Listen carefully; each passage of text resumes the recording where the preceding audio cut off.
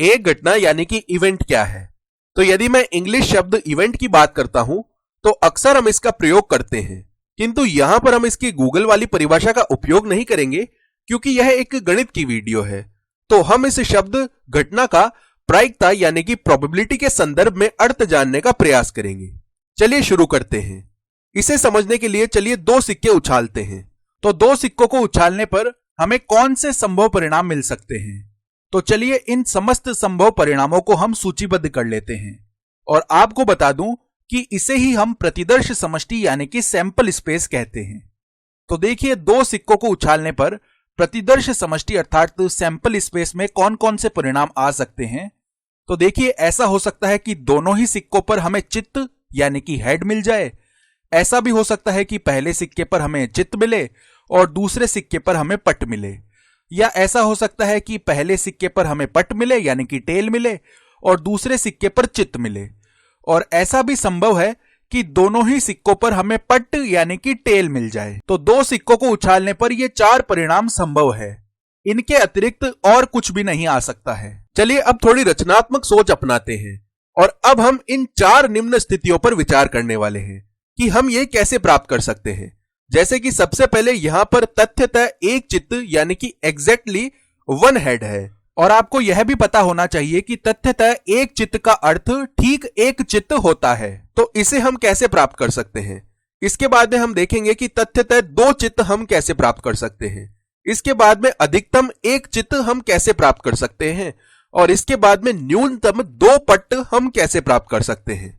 तो देखिए सबसे पहले यहां पर हमें एक चित्त तब मिल सकता है, यानी कि मैं तथ्यतः एक चित्त की बात कर रहा हूं, जब या तो केवल पहले सिक्के पर चित्त आए या केवल दूसरे सिक्के पर चित्त आए।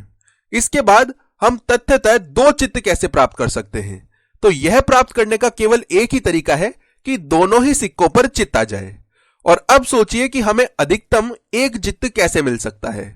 तो अधिकतम एक चित्त का अर्थ है कि हमारे पास ज्यादा से ज्यादा केवल एक चित्त ही हो सकता है, यानी कि ऐसा संभव है कि या तो जीरो चित्त हो अर्थात दोनों ही सिक्कों पर पट आ रहे हो, या फिर उन दोनों सिक्कों में से किसी एक सिक्के पर पट आ रहा हो और दूसरे सिक्के पर चित्त आ रहा हो।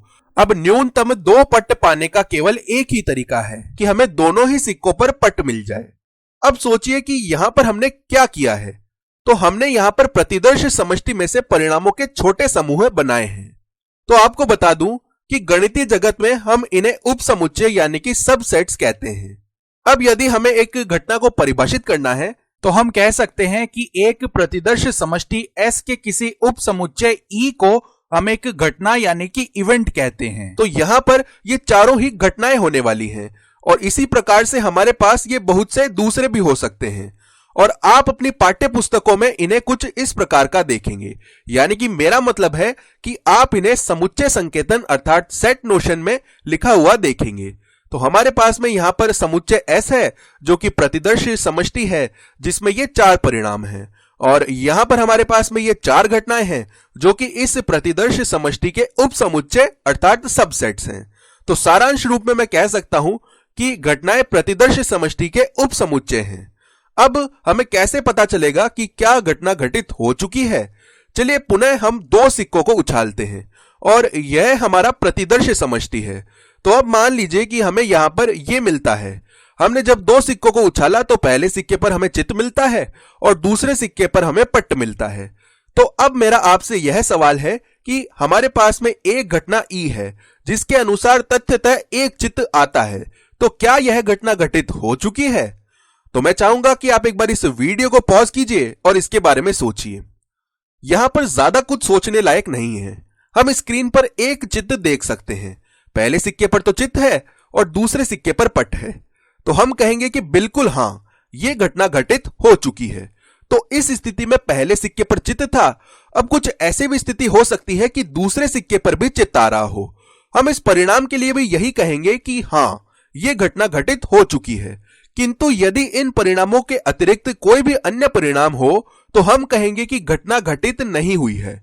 चलिए अब आगे चलते हैं और घटनाओं के प्रकार के बारे में बात करते हैं। तो हम यहां पर वापस से यह प्रतिदर्श समष्टि लिख सकते हैं। अब चलिए कुछ उदाहरणों को देखते हैं। मान लीजिए कि हमारे पास में यह घटना ई है जिसके अनुसार हमें 14 चित्त चाहिए। एक और अन्य घटना मान लीजिए जिसके अनुसार हमें 9 पट्ट चाहिए, और इसी प्रकार से एक और घटना है जिसके अनुसार हमें 0 चित्त और 0 पट्ट चाहिए। तो आप इन तीनों घटनाओं के बारे में क्या कह सकते हैं? क्या ये घटनाएं घटित हो सकती हैं? क्या ये घटनाएं घटित होना संभव है? तो मैं कहूंगा बिल्कुल नहीं। आप जब दो सिक्कों को उछालते हैं तो ये घटनाएं घटित होना संभव नहीं है, और इस कारण हम इन घटनाओं को असंभव घटनाएं अर्थात इम्पॉसिबल इवेंट्स कहते हैं। चलिए थोड़े और उदाहरण देखते हैं। मान लीजिए एक घटना है जिसके अनुसार हमें 0 या अधिक चित्त चाहिए, और एक घटना है जिसके अनुसार हमें 10 से कम चित्त चाहिए। एक और दूसरी घटना है जिसके अनुसार हमें अधिकतम 2 पट्ट चाहिए।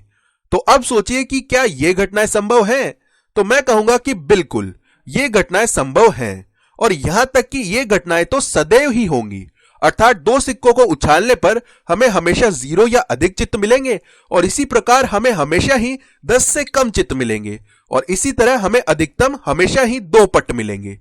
तो ऐसी घटनाओं को हम निश्चित घटनाएं अर्थात श्योर इवेंट्स कहते हैं।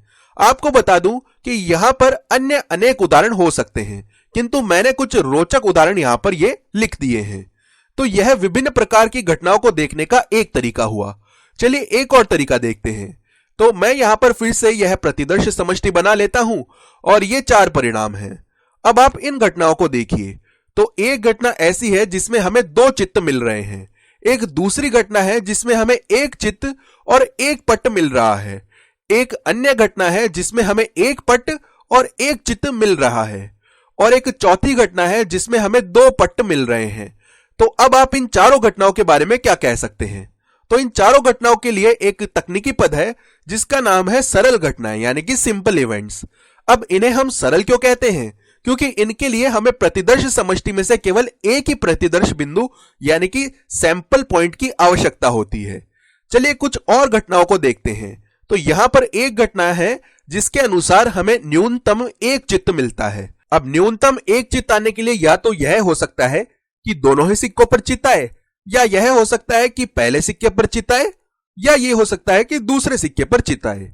मान लीजिए कि एक अन्य घटना है जिसके अनुसार अधिकतम 1 चित्त आता है। अब अधिकतम 1 चित्त के लिए आवश्यक है कि या तो दोनों सिक्कों पर पट्ट आए, या पहले सिक्के पर पट्ट आए और दूसरे सिक्के पर चित्त आए, या पहले सिक्के पर चित्त आए और दूसरे सिक्के पर पट्ट आए। तो कुछ इस तरह से हमें अधिकतम 1 चित्त मिलेगा। तो हम देख पा रहे हैं कि इन उदाहरणों में 1 से अधिक प्रतिदर्श बिंदु है। तो इस स्थिति में इन उदाहरणों में 3 प्रतिदर्श बिंदु है, और जब भी हमारे पास में 1 से अधिक प्रतिदर्श बिंदु होंगे तब ये घटनाएं सरल घटनाएं नहीं कहलाएंगी, ये घटनाएं मिश्र घटनाएं अर्थात कंपाउंड इवेंट्स कहलाने वाली हैं। तो ये हमारा विभिन्न प्रकार की घटनाओं के प्रकार बताने का दूसरा तरीका हो गया है। चलिए अब आगे चलते हैं और घटनाओं के बीजगणित यानी कि अलजेब्रा के बारे में बात करते हैं। अब हमें चीजें रोचक दिखाई दे रही हैं, तो आइए एक पासा फेंकते हैं, और एक पासा फेंकने पर हमें यह प्रतिदर्श समष्टि मिलने वाला है। हमें 6 संभव परिणाम मिल सकते हैं, 1, 2, 3, 4, 5, 6। चलिए अब इन 2 घटनाओं को देखते हैं। पहली घटना ए है जिसमें 1 या 6 है, और दूसरी घटना बी है जिसमें 3, 5 या 6 है। तो इसका मतलब है कि यदि हमें पासे पर 1 मिलता है तब हम कहेंगे कि घटना ए घटित हो चुकी है, और उदाहरण रूप में यदि हमें पासे पर 5 दिखाई देता है तो हम कहेंगे कि हमारी घटना बी घटित हो चुकी है। चलिए अब इस पर विचार करते हैं कि ए कब घटित नहीं होगी, और इसे हम ए का पूरक या इंग्लिश में कॉम्प्लीमेंट ऑफ ए कहेंगे, जिसे हम ए डैश से दर्शाते हैं। तो ये घटना ए डैश तब होगी जब हमें 2, 3, 4 या 5 मिलता हो। तो इस स्थिति में ए घटित नहीं होगी। चलिए अब घटना बी के पूरक की बात करते हैं, और इसे हम बी डैश कहने वाले हैं, और यह घटना तब होगी जब हमें पासे पर 1 या 2 या 4 मिलता है। मूल रूप से घटना बी के सभी अवयवों को हमने इसमें हटा दिया है, और प्रतिदर्श समष्टि में शेष जो बचे हुए अवयव हैं वे हम यहां पर ले रहे हैं। तो इस स्थिति में घटना बी घटित नहीं होगी। चलिए अब कुछ विभिन्न स्थितियां देखते हैं, और यहां पर हम घटना ए या बी की बात करेंगे, और इसके बाद में हम घटना ए और बी की बात करेंगे, और इसके बाद में हम घटना ए किंतु बी नहीं इसकी बात करेंगे। अब देखिए घटना ए या बी को हम इंग्लिश में इवेंट ए और बी कहेंगे। इसी प्रकार घटना ए और बी को हम इवेंट ए एंड बी कहेंगे, और घटना ए किंतु बी नहीं को हम event A but not be कहेंगे। तो यहां पर या और किंतु नहीं ये सारे हिंदी शब्द हैं। तो मैं चाहूंगा कि आप एक बार इस वीडियो को पॉज करें और इन घटनाओं के बारे में स्वयं से सोचें। तो सबसे पहले ए या बी का अर्थ है कि या तो ए या बी या दोनों घटनाएं ए व बी घटित हो गई हैं। इसके बाद में ए और बी का अर्थ है कि दोनों घटनाएं ए और बी साथ में घटित होती हैं। और इसके बाद में घटना ए किंतु बी नहीं, इसका अर्थ है कि घटना ए घटित होती है किंतु घटना बी घटित नहीं होती है। अब यदि हम इसके पीछे के लॉजिक का उपयोग करें तो हम लिख सकते हैं कि यहां पर घटना ए या बी में क्या क्या आ सकता है। तो देखिए यह होगा समुच्चय 1, 3, 5, 6। तो अब समझते हैं कि यहां पर हमने क्या किया है। हमने यहां पर समुच्चय ए या बी से अवयव लिए हैं और उन्हें इस समुच्चय में साथ में रख दिया है, क्योंकि ए या बी घटना होने के लिए इन दोनों घटनाओं में से कोई भी घटना हो सकती है। अब घटना ए और घटना बी के लिए हमें केवल एक ही अवयव मिलेगा जो कि 6 है, क्योंकि 6 ही ऐसा अवयव है जो कि ए और बी दोनों में उभयनिष्ठ अर्थात कॉमन है। इसका मतलब है कि घटना ए और बी साथ में तभी हो सकती है जब हमें पासे पर 6 मिल रहा हो। यदि हमें पासे पर 1 मिलता है तो केवल घटना ए घटित होगी और घटना बी नहीं होगी, और यदि हमें पासे पर 5 मिलता है तो केवल घटना बी घटित होगी और घटना ए घटित नहीं होगी, और यदि हमें पासे पर 6 मिलता है तो हम कहेंगे कि घटना ए और घटना बी दोनों साथ में घटित होगी। अब अंतिम घटना है ए किंतु बी नहीं, तो इसका अर्थ है कि घटना ए घटित हो चुकी है किंतु घटना बी घटित नहीं होती है। तो घटना ए घटित होने के लिए आवश्यक है कि हमें पासे पर 1 या 6 मिले, किंतु हमें पासे पर जब 6 मिलेगा तब घटना बी भी घटित हो जाएगी।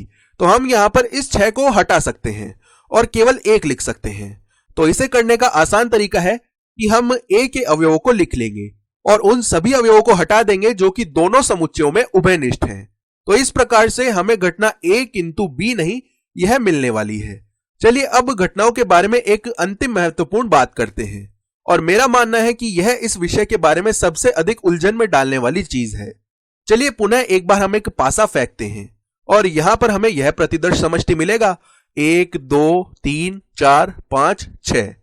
चलिए अब इन घटनाओं को देखते हैं।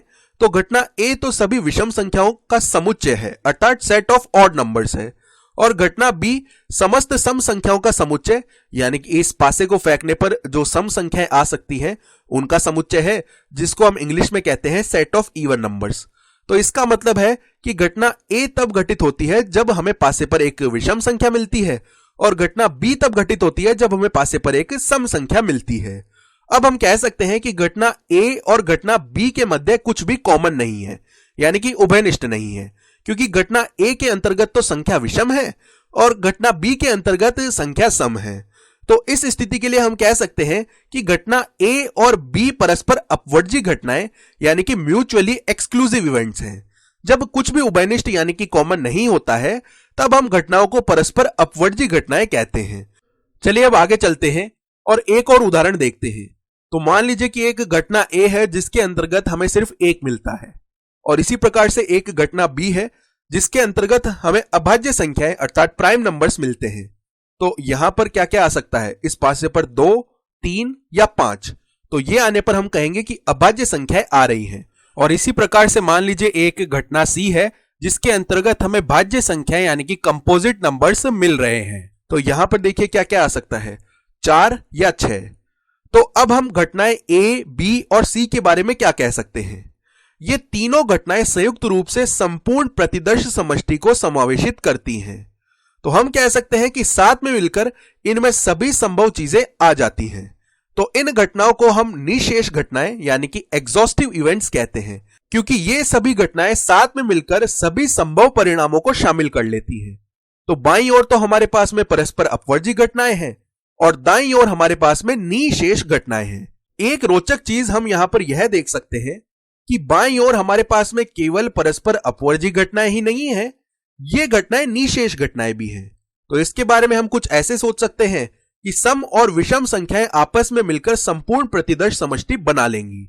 तो घटनाएं परस्पर अपवर्जी होने के साथ ही निशेष भी हो सकती है। हम इस प्रकार के अन्य उदाहरण तब देखेंगे जब हम सवाल कर रहे होंगे। चलिए अब हम सारांश देखते हैं कि इस वीडियो में हमने क्या क्या देखा है। हमने देखा है कि एक घटना क्या है, हमने ये जाना है कि क्या घटना घटित हो चुकी है या नहीं, हमने घटनाओं के विभिन्न प्रकार देखे, जिसमें असंभव घटनाएं, निश्चित घटनाएं, सरल घटनाएं और मिश्र घटनाएं, इस प्रकार की घटनाएं शामिल हैं। हमने घटनाओं का बीजगणित यानी कि अलजेब्रा देखा। हमने यहां पर घटना ए का पूरक देखा, उसके बाद में घटना ए या बी की बात की, इसके पश्चात घटना ए और बी की बात की, और उसके बाद में घटना ए किंतु बी नहीं, इसके बारे में बात की।